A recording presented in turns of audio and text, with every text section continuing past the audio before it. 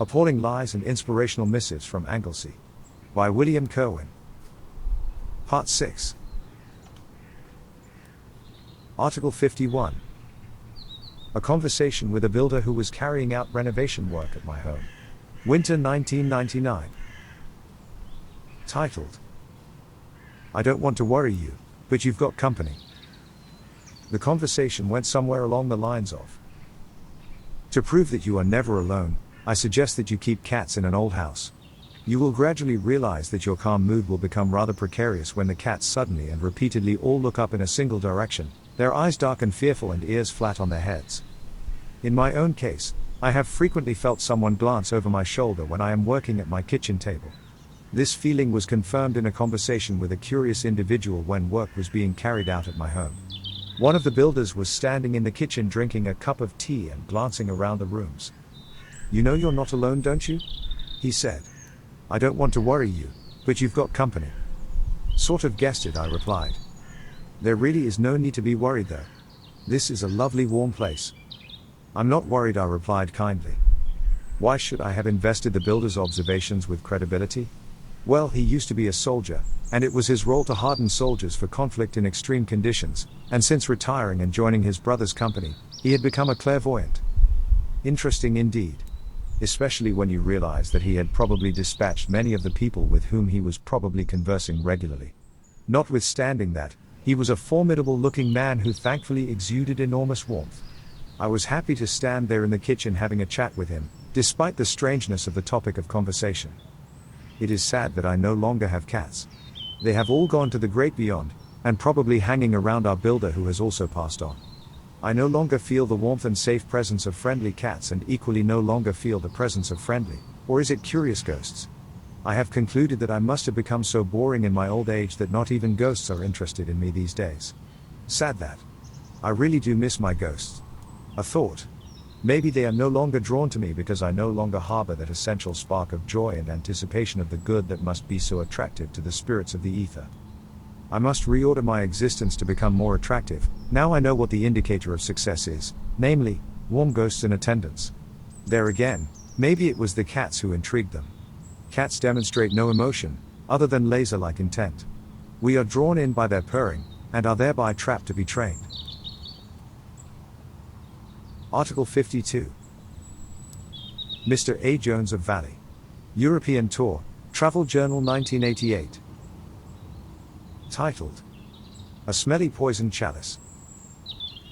Mr. Jones noted further in his journal that exhaustion and hunger simplify motives and diminish all desire for fripperies.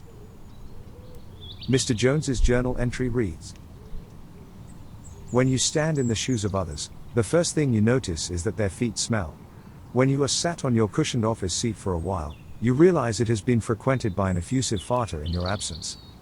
Traveling long distances by train is a bittersweet experience.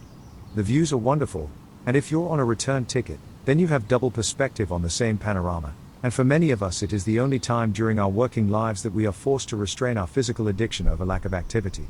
We feel compelled to be busy, or appear so anyway, and it can set us on edge sitting still doing nothing for hours on end. The intercity trains are a joy, and seats and cabins luxurious at the outset, but sadly decline to empty tea and coffee cups, well-thumbed newspapers and bins full to bursting by the time you reach Holyhead. But never mind that, the physical rocking mantra of the train sweeps you gently and kindly toward the arms of Lethe. The mantra and the exhausting noise and pollution of the city also lend a hand. I also noticed that after a day's treading the city's pavements, my own socks, slick-in shoes, are an uncomfortable companion that I hope next door doesn't notice. He's probably worrying about his own socks. Everything in the washing machine when you get home, and your partner not allowing you to sit down for supper until you've had a shower. When I was traveling across Europe by train many years ago, the smell of my socks was a closer and less convivial companion than my traveling buddy. Late in the year, I found that I had bought a sleeping bag well suited to Arctic conditions, but not convenient for youth hosteling, and as a result it was rarely unpacked. I had the best sleeping bag of anyone I encountered in filthy hotels or youth hostels, but slept badly because once opened and fluffed up, it was impossible to pack up for my rucksack. My companion complained about the smell of his sleeping bag and I was envious. At least he had a bag he could comfortably lie in. I felt the loss greatly, sleeping under 2 single sheets in the Zermatt Youth Hostel. and the Germans kept reopening the window. Traveling across Germany to Vienna one winter's evening, my socks were so bad that people would venture into the cabin, scrunch their noses, say something in a foreign tongue, and then reverse out. Our initial ambitions for the trip were ladies, beer and food. By Vienna it was beer, women and food, and by the time we arrived in Skopje it was just beer. To the seasoned travelers we were constantly being reunited with across the European youth hostels, we must have seemed like alcoholics on tour. There was nothing of the refined drinking culture attached to us, and while not uncouth, we became so in the eyes of others. Regardless, we kept arriving at the next new city's hostel hoping to achieve those things that had become our arriving travel mantra: shower, food, and then beer. We cursed 22 cities in 31 days with our rancid presence, because for some unfathomable reason, we never stayed long enough anywhere to wash and dry our clothes, until Athens anyway. 20-odd showers in 31 days may be better than most people's personal hygiene ambitions, but truth to be told, our clothes stank to high heaven, and faint heart or not, we were left unmolested by fair ladies of foreign climes. I did once attempt to stick my socks to a wall by sweat and odor in a pokey cellar bedroom in the Plaka in Athens. Ill-prepared and not really enjoying it, truth to be said, we found Europe and Interrail an exhausting experience. It was in Venice that my misery was compounded, when we sat dangling our feet over a side canal eating bread and oily bony sardines with a friendly Kiwi. The canal stank to high heaven, and yet I could still smell my socks. Uncouth, uncultured, and decidedly out of our depth, we were both an entertainment and embarrassment to be with. In Rome, the hostel was way out from the city center. Rome had been calling to us for a few days with promises of ruins familiar to us from documentaries and Charlton Heston. The staff was sullen and distinctly resentful of young travelers. Next morning, they had an opportunity to manifest that resentment when I poured what I thought was sugar over a large bowl of corn flakes, and spat out a spoonful of salted cereal. My disappointment echoed across the entire refectory and brought all conversations to a standstill with my oaf. Another side note. A side note arising from a talk given to the Marion Glass Women's Institute, May 2017. Titled, "Why Chase Your Chickens While Someone's Stealing Your Turkey?" Ms. Henrietta Smith yielded half of the value of the family poultry farm to her ex-husband, following 18 months of a venomous marriage. Desperate to be rid of the man and his gambling habits, she succumbed to her exhaustion, and gave in, despite her solicitor's advice to fight on. Today, the farm is surviving, but the family is living a hand-to-mouth existence. The talk went, "Never give away your turkey. Why allow yourself to be distracted by something banal when someone is stealing your life? Do not give it away freely, no matter how exhausted you may feel or indifferent you become to your own needs.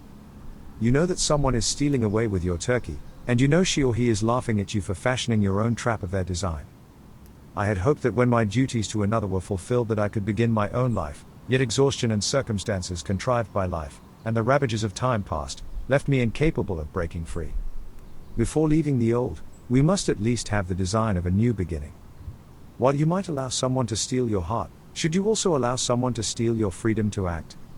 The question is not how do you protect your turkey, but why are you pointlessly chasing chickens rather than confront the turkey stealer? How have you allowed the turkey stealer access to your turkey in the first place?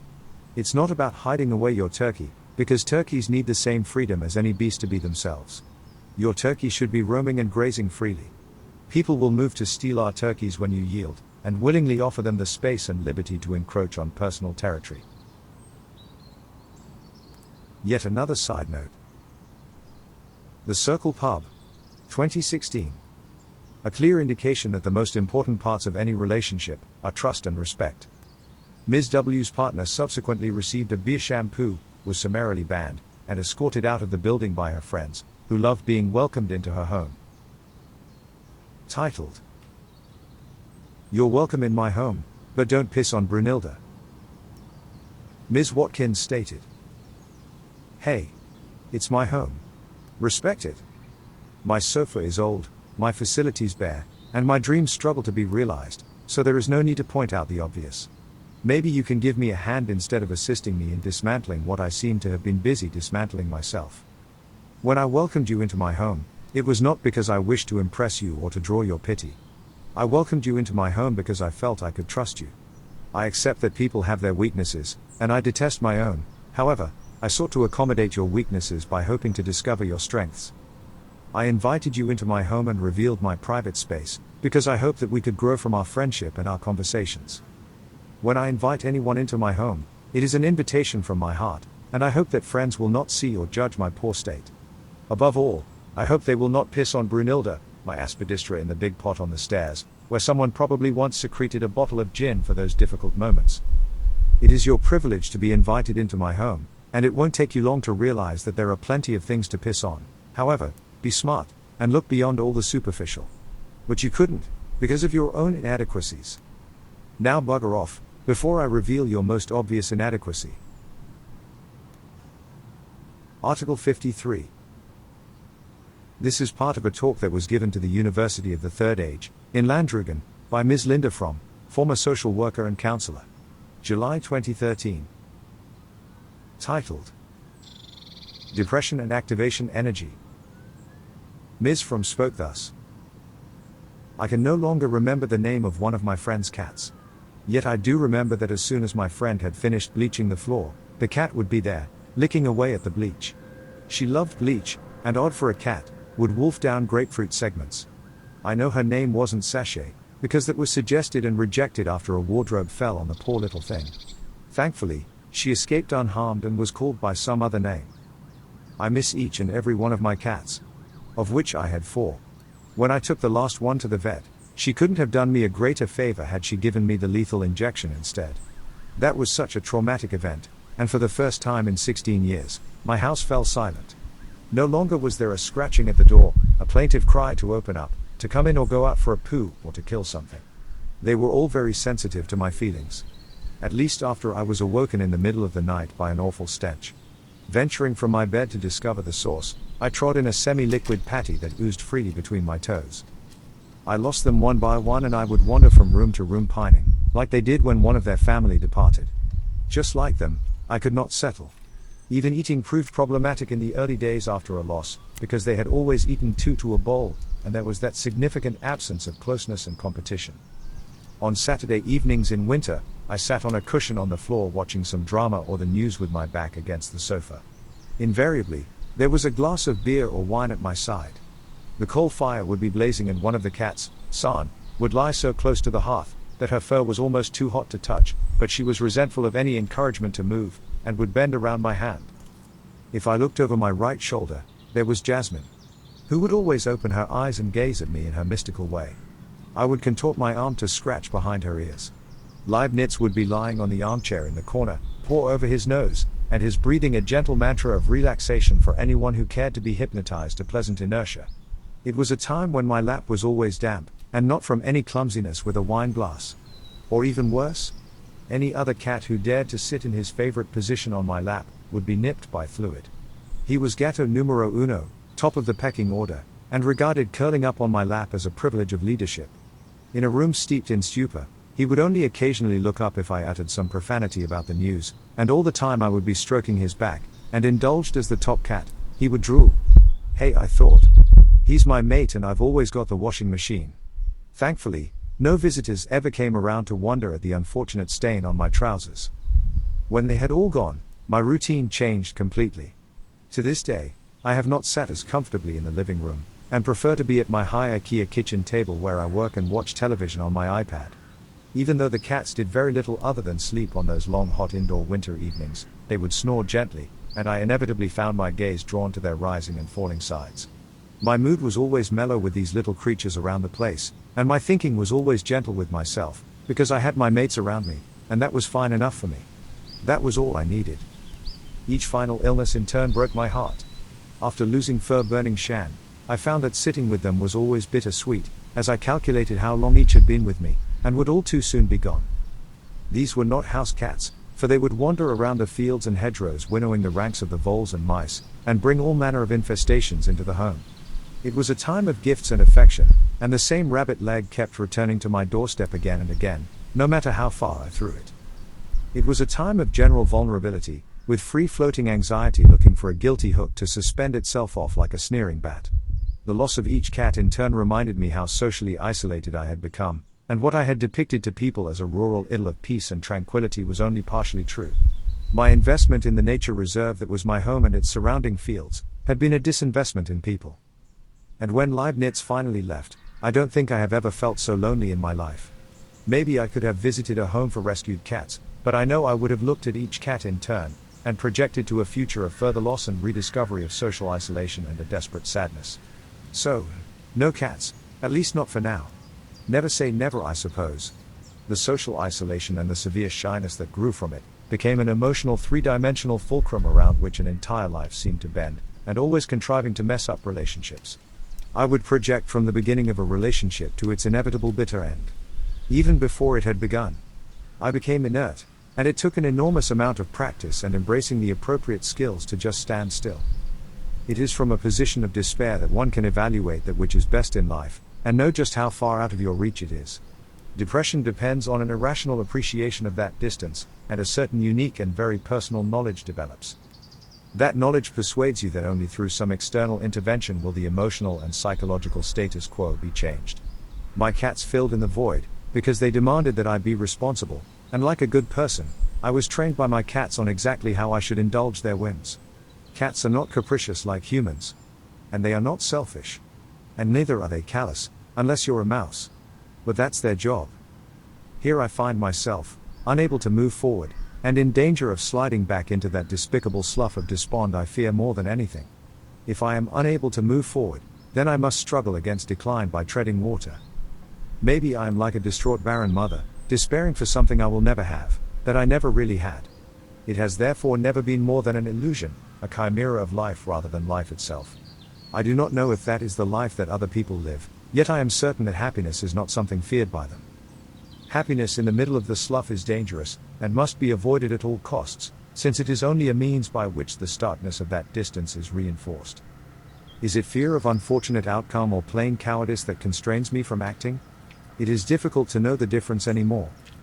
One cat or two, I wonder? Two, I believe. Company for each other when I am not here. I long for the meowling and the spitting out of that darned rabbit leg. Like achievable happiness, maybe even today, that three-legged rabbit is out there somewhere. Article 54. This is part of a case study presented to the University of the Third Age, by Linda Fromm, former social worker and counselor. July 2013. Titled, Give It a Name. She spoke thus. I thought I was going to suffer a stroke, or a heart attack because of the constant bullying. And I needed a few sessions with a counselor. There again, I suppose throwing someone out the window would have helped a bit. It certainly would have made the problem disappear once and for all. The entire process left me helpless and despondent. Everything in my life seemed to be a sequence of non-productive futile gestures. No matter what I said or did, it was turned against me, and to this day I remain impressed by the individual's skill to contrive a failing from even the most outstanding achievements. I was waving my arms around during one of the sessions with my counselor, and quite sensibly, she asked what on earth I was doing. Just considering things that I've just given a shape to, I said. I created an object I can twist and walk around to inspect. I recently spoke to my friend, who is herself about to undertake some counseling. I'm a reasonably decent human and I never offer free advice. The reason it's called free advice is because it is generally worthless. I shared my own feelings without being evangelical. The more one chucks out, or throws out if you like, then the mush and rubbish that keeps clinging on between one's ears, will finally begin to gather around some identifiable idea or other. Once one can gather it together and give it a form, one can name the pain or whatever it is distracting you from living a life of improving quality. One? What's this one, she asked. A name helps to define psychological components, objects, events and connections, to test them for validity, and to challenge the power they've been given, that's allowed them to accrue. Slowly, and not always deliberately, we can begin to question and dismiss the incorrect and sordid self-limiting delusions we've contrived for ourselves, or had imposed on us. It takes a fair while of general scatterbrain thinking before we hit on themes to test. Sometimes it is an abrupt consciously thought-out epiphany, and other times it happens when you're busy doing other things. In a previous life, I used to design massive statistical software for processing data from all manner of measuring devices around water treatment plants. And because of the sheer scale of the software, I would frequently lose the thread on finer matters. In the end, I learned to forget about whatever the problem was and I would put it on the metaphoric back burner. It waited there until I had worked out a solution without thinking about it. Whether sat on the loo or in the bath, an answer would come, Not always right, but it would send me on a different path of thinking that helped enormously. The software always worked in the end, even if I'd left the subtle and clever stuff to the part I cannot generally reach. I remember assisting someone many years ago who had a multi-layered complaint against the police and other agencies. The complaints were all over the place, and most of it was joined up by dotted lines that were to be confirmed by data he had asked me to consider finding for him. I took the massive files to my desk and peeled everything back layer by layer, until I found exactly what was at the base of his mountain of allegations and accusations. I found nothing. I found absolutely nothing. Diving deep into his construct revealed that in all the years he'd been investigating his complaints, I found that whatever it was that had created this monster in his mind, there was no tangible evidence of it in the real world. There must have been a deep-seated sense of injustice that had found a project for blaming someone or something else. I didn't tell him this, or I would have become a component of his sense of persecution. Life's too brief to be fighting off non-existent demons, I thought. Let someone else tell him, or hope that he will discover this for himself. And yet, I am not above such machinations. I discovered that by using the method of demented gesticulations to form these objects, I could mostly see form where form had not seemed to exist previously. I was helped to challenge it and give it a name before casting it away with an embarrassed laugh for the ridiculousness of the object. I was not tilting at windmills, instead I was removing the tilt. Life is much better when you can give names to thoughts, and you strive to be one of the few untilted humans. Article 55. This is part of a second case study presented to the University of the Third Age, by Linda Fromm, former social worker and counselor. July 2013. Titled, Your Timing's Off, So Go Back to Bed. It reads thus. The smart people know when to fight and when to withdraw, and can frequently show you how you can win by not fighting in the first place. Not losing your temper in most circumstances gives you the edge over someone who is attempting to draw you into their emotional territory. A bit like good manners, really. Good manners set a standard that others must meet or acknowledge they are the ones who have shifted from their norms. Anyone who persists, despite asserted social norms, then you walk away or just smack them down. You decide how. Bullies always work to keep their victims off balance, and it is an instinctive knowledge that they possess and have adopted as a winning strategy. Either it is instinctive, or it is a consequence of lessons accrued from watching parents. Much the same as a politician is born a politician, one cannot create one from ambition alone. Bullies and politicians just are what they are. They are born with a mindset that is appropriate to the world they choose to live in and function in. As for the rest of us, we slowly learn to develop an awareness or adopt strategies for dealing with emerging situations which are appropriate or not to our comfort. If we work at developing that awareness, we can move through life in a gentler manner, by recognizing situations before they develop, and then choose to either avoid them entirely, or learn how to divert them. Humans reveal their inner animal as an instinctive response to the world, and act as if from Carl Jung's collective unconscious. If it is raining and cold, then most of us tend to stay indoors, and if we are scared of avalanches, then we sensibly choose not to venture upwards if the mountain snow is unstable. I remember going out for a drink in a nearby town with a boyfriend one Saturday evening, and I could smell the ozone fragrance of threat and danger in the air. I could feel the tension even though we had not come across anyone at that point. I held his hand tighter and said, "It's a dangerous night." The usual buzz noise and laughter seemed subdued. I was at the bar in one pub and glanced out the open doorway, where two of the local ruffians were staring at each other with stark dark eyes. A few punches were thrown, but of the type that gave the impression it was too early in the evening to be damaged. Nonetheless, what I had sensed earlier was slowly being manifested. When we arrived back at my car later, I found that the windscreen had been shattered and a massive piece of dressed stone was settled comfortably on the passenger side seat. I was right. It was a dangerous evening. There are also collective mood swings that are not dependent on the news. There is the effect of rapidly changing air pressure, which I believe is why many of us are late at the same time. My friend knew that the weather was changing without ever watching the television. Her cat Boo Boo would rush around like a mad thing, eyes dark and ears pinned right back on top of her head. It pays to be observant of how people are acting collectively, or better still, how we are acting different to normal. I was in a local shop and asked for a pack of paracetamol that are always kept behind the counter next to the Kelka shoes Paula weekend stuff. The distracted young man behind the counter reached in a straight line for the pack of paracetamol, and yet somehow managed to bang his fingers against the edge of the shelf, and cried out in frustration. "Time to give up," I told him. Eh? He looked at me angrily as he sucked his sore fingers. Your timing's off. I bent down to pick up shampoo in the shower this morning, he said. And I banged my head on the soap holder. Bloody hell, it hurt. He pointed to a gash on his temple. Your timing's definitely off.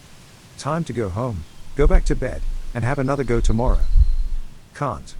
I'm working until 11. I hope you survive then, I offered encouragingly.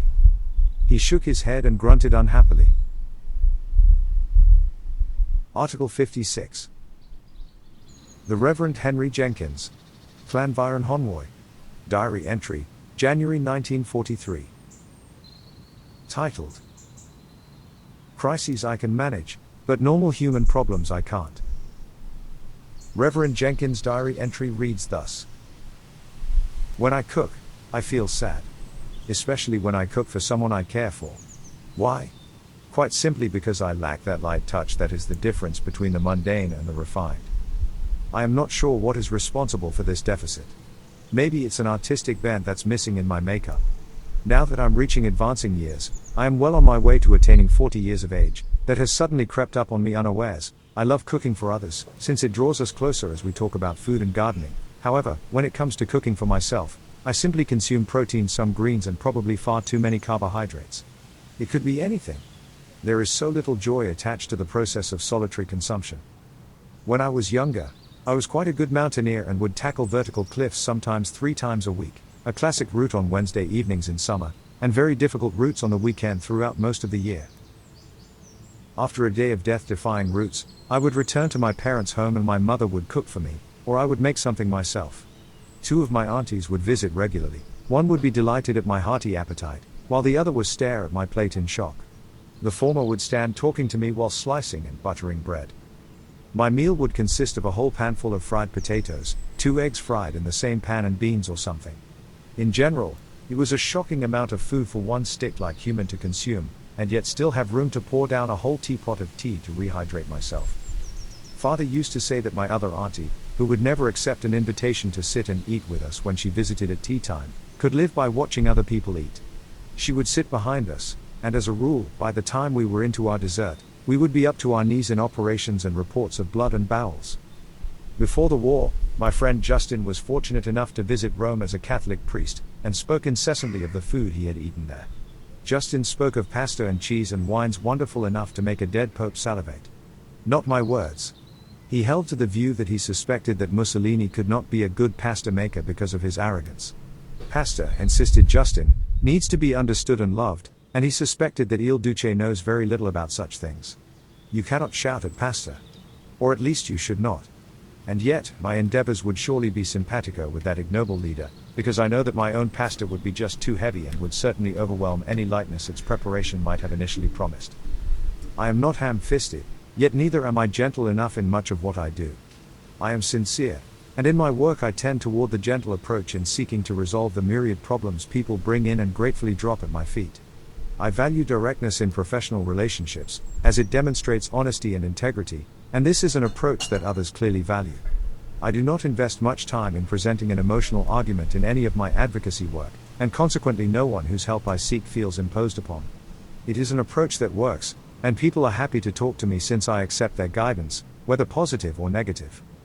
I find myself exhausted by crises, although I still manage to handle them well enough, I suppose.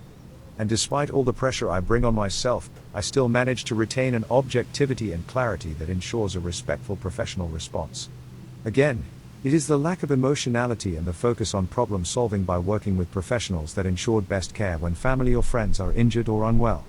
When the problem is resolved, and the person is safe and well, it is then that I regard myself socially inadequate and uncertain how to act.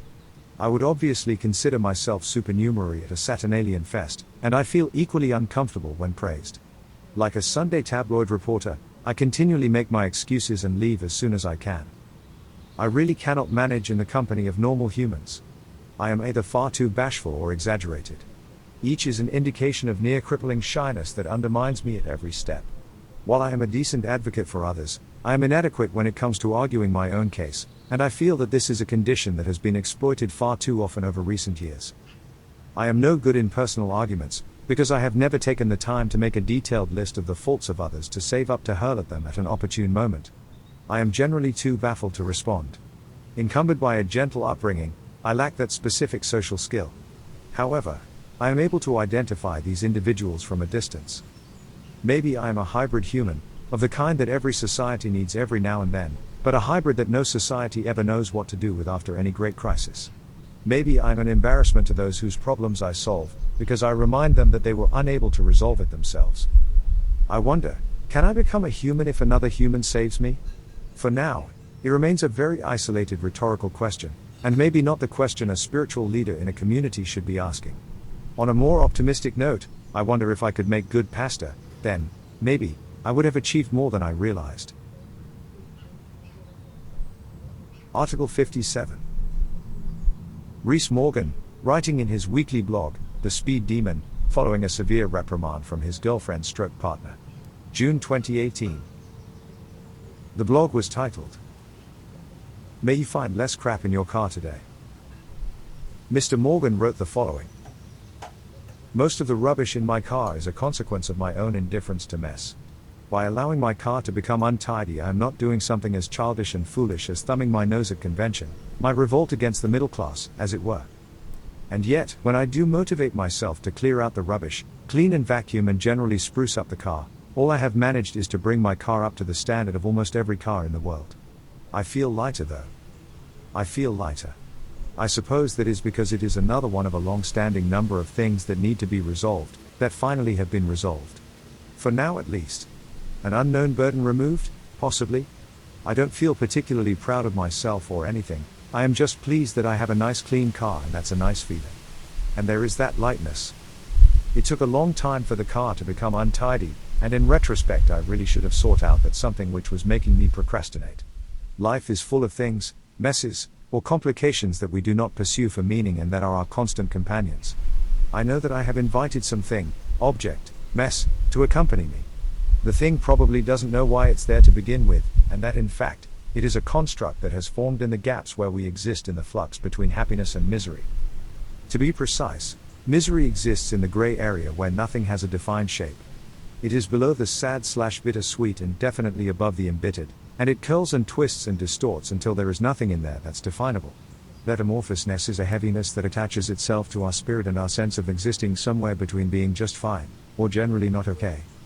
Because it twists and curls and distorts, the points of entanglement with the state called happy vary and change and leave a sense of disenchantment.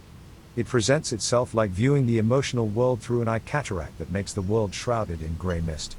There is nothing you can identify specifically, as everything is either already gray, or becoming grayer.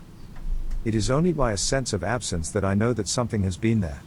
I feel lighter without knowing why. I persuade myself it's because I have a clean car.